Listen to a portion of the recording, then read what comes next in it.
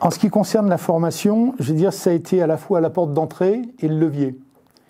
Parce que une des préconisations qui est ressortie de l'évaluation Conseil RPS, c'était de dire former les cadres intermédiaires au management.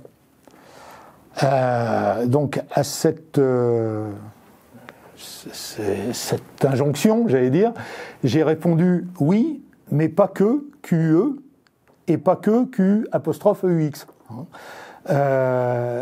Et de fait, c'est là où j'ai, après en discutant avec des collègues DSA, entre autres ma collègue de Toulouse, c'est elle qui m'a dit, mais moi j'ai monté une action avec la RACT Aquitaine, et je veux dire, on a eu de très bons résultats sur le management des cadres intermédiaires et sur l'organisation du travail et sur ces choses-là.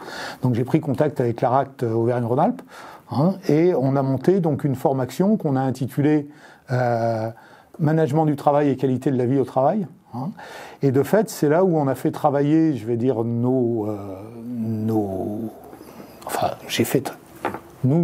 la RACT et moi, avons fait travailler les responsables des services, tous les encadrants, quel que soit leur niveau, que ce soit des chefs de service ou des chefs d'équipe, qu'ils encadrent 3 personnes ou qu'ils en encadrent 20, je veux dire, tous les agents qui étaient en position d'encadrant sont entrés dans cette formation. Et on a mis en comité de pilotage de cette action le conseil d'unité. C'est-à-dire, le conseil d'unité, c'est pareil, c'est une spécificité de l'INRA. C'est-à-dire que dans chaque unité, vous avez un conseil qui est un organe consultatif, qui regroupe à la fois des représentants de l'administration et des membres élus.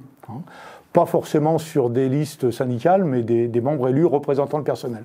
Donc l'enjeu, ça a été de dire, on forme les cadres intermédiaires, mais c'est le conseil d'unité, et en particulier les représentants élus du personnel, qui sont le copil de l'action. Et donc on a travaillé à 3 sur le tripode, donc ARACT, conseil d'unité et collectif des chefs de service.